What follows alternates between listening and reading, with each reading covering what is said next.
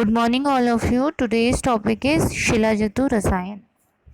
तो शिलाजीत रसायन जो है इसका डिस्क्रिप्शन आचार्य चरक ने चरक संहिता जो है चिकित्सा स्थान के अंदर रसायन अध्याय के तृतीय पाद कर प्रतिचय के अंतर्गत इसका वर्णन किया है। आचार्य कहते हैं कि शिलाजतु जो है अनम्लम च कषायम च कटु पाके शिलाजतु ने अत्य उष्ण शीतम ने अत्य उष्ण शीतम धातुभिश्चतुर्भ्यस्तस्य संभवः हेमश्च रजतात् वरा हेमश्च रजतात् ताम्रात् वरात् कृष्ण अयसात् अपि रसायनं तत् विधिभिस्तद् वृक्षं तच्छ्रोग्नोत्। अर्थात ये जो शिलाजीत होता है इसका रस जो है अनम्ल कषाय होता है, अर्थात ईशत अम्ल होता है। विपाक में यह कटु होता है, न ही अधिक उष्ण न अधिक शीत अर्थात समशीतोष्ण, और इसकी उत्पत्ति जो है 4 धातुओं से होती है, इसलिए यह 4 प्रकार का होता है। हेमात जो है स्वर्ण से, रजत से, ताम्र से एवं लोह से उत्पन्न शिलाजतु क्रम से श्रेष्ठ होते हैं, अर्थात लोह जो है इसमें श्रेष्ठ होता है। हेम से रजत, रजत से ताम्र, ताम्र से कृष्ण। विधि से अगर इसका सेवन किया जाए तो यह रसायन जो है वाजीकरण और रोग को दूर करने वाला होता है। ठीक है, आगे इन्होंने कहा है शिलाजतु रसायन के लिए वात पित्त कफग्नेश्च निर्यूहेस्तत्स्वभावितं वीर्योत्कर्षं परम याति सर्वे एकक्षो अपि वा। अर्थात भावना जो है वातनाशक, पित्तनाशक और कफनाशक द्रव्यों के सम्मिलित क्वाथ से अथवा एक एक दोष नाशक क्वाथ से देनी चाहिए। आगे इन्होंने कहा है प्रक्षिप्तोत् अप्येनत पुनस्तत् प्रक्षिपेत रसे कोष्णे सप्ताहम एतेन विधिना तस्य भावना। अर्थात भावना विधि जिस दोष के नाशक द्रव्य के क्वाथ से भावना देनी हो उसके गुनगुने क्वाथ में शिलाजीत को डालकर धूप में सूखने के लिए रख दें। जब पहली बार डाला हुआ क्वाथ द्रव्य सूख जाए तो पुनः उसी क्वाथ से बने हुए क्वाथ में शिलाजीत डाल दें। इस विधि से 1 सप्ताह तक प्रतिदिन एक एक भावना दें।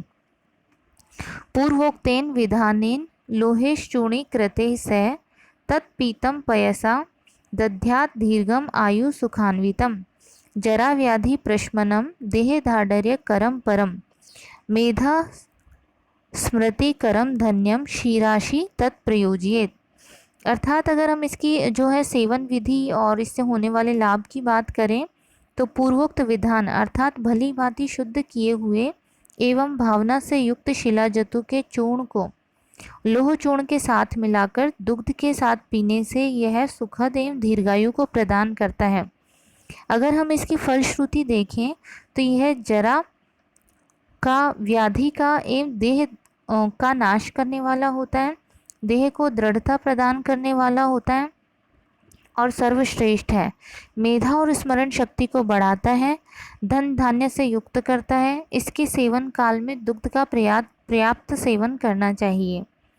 अगर हम प्रयोग देखें इसका तो प्रयोग है सप्त सप्ताह त्रयस्यश्च एकश्च सप्तकः निर्दिष्ट त्रिविधस्तस्य परो मध्यो अवरस्तथा पलम अर्ध पलम कर्षो मात्रा तस्य त्रिधा मता।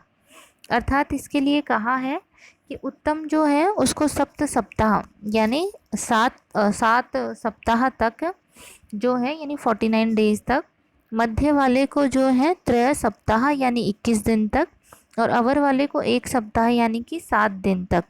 और मात्रा के आधार पर देखें तो उत्तम को 1 पल, मध्यम को अर्ध पल और अवर को 1 कश 16 मात्रा के अंदर जो है इसका सेवन करना चाहिए।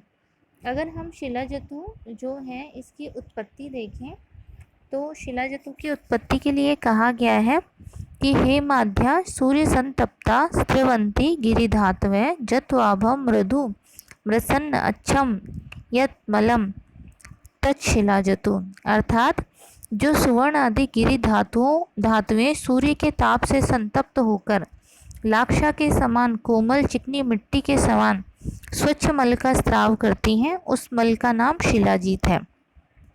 ठीक है। अगर हम गुणधर्म देखें तो स्वर्ण शिलाजीत जो है रस में तिक्त रस युक्त मधुर, वर्ण इसकी आकृति जो है जपा पुष्प निभम, जपा जो है गुड़हल के लिए आया है, विपाक इसका कटु, वीर्य शीतल, और उत्पत्ति जो है स्वर्ण से होती है इसकी। अगर हम रजत शिलाजितु की बात करें तो रस कटु होता है, वर्ण श्वेत होता है, वीर्य शीत होता है, विपाक मधुर होता है।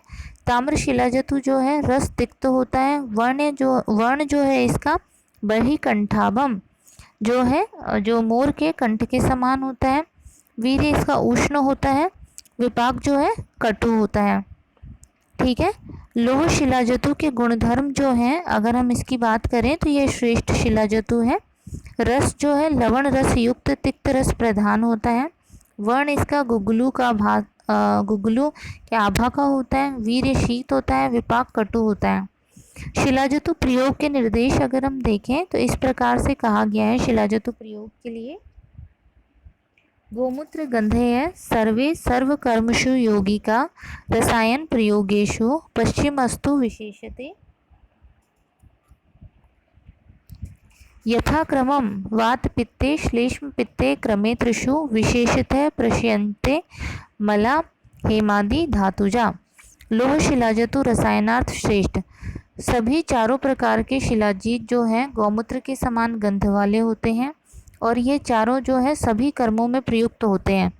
अगर हम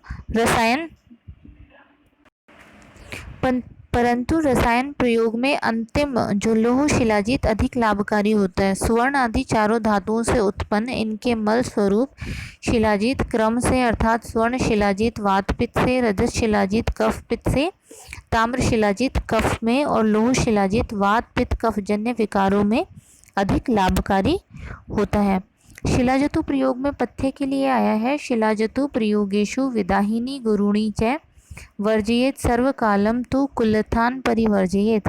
शिलाजीत सेवन करते समय विदाही और गुरु अन्नपान का सेवन नहीं करना चाहिए और कुलथी का प्रयोग जो है सर्वथा नहीं करना चाहिए। कुलथ जो है इसको जो है अश्म भेदनकारी बताया गया है और शिलाजतु जो है अश्मवत की उत्पत्ति होती है, पत्थर जो है, तो इस वजह से ये इन दोनों को एक दूसरे के विरुद्ध मानकर इनको जो है नहीं यूज़ करना चाहिए कुलथ को, क्योंकि वो पत्थर को तोड़ देगी तो वह अपना शिलाजीत जो है वो अपना प्रॉपर यहाँ पे फंक्शन नहीं कर पाएगा। आगे कहा गया है कि शिलाजतु जो है इसको घोलने योग्य द्रव्य जो होते हैं पयांसी तक्राणी रसा सयूषा स्तोयम समूत्रा विविधा कषाया आलोडनार्थम गिरिजस्य शस्त्रस्ते ते प्रयोज्या प्रसमीक्ष्य कार्यम। शिलाजीत को दूध, शुक्त यानी सिरका, मांसरस, यूष, जल और गौमूत्र एवं अनेक प्रकार के क्वाथों में घोलकर दोष एवं रोगों का विचार करके इसका प्रयोग करना चाहिए। इसकी फलश्रुति के लिए कहा है न सो अस्ति रोगो भुवि साध्य रूपा शिलायम यम न जयेत प्रसय तत्काल योगेर विधि भी प्रयुक्तम स्वस्थस्य च ऊर्जा विपुला दधाति। भूमि पर ऐसा कोई साध्य रोग नहीं है जिसे उचित समय पर उचित योगों के साथ विधि पूर्वक शिलाजतु का प्रयोग बलात् नष्ट न कर सके, अर्थात सभी रोगों को नष्ट करता है। स्वस्थ मनुष्य यदि शिलाजीत का विधि पूर्वक प्रयोग करता है तो उसे उत्तम बल देने वाला होता है। इस प्रकार से आचार्य चरक जो है शिलाजीत के लिए वर्णन करते हैं। Thank you.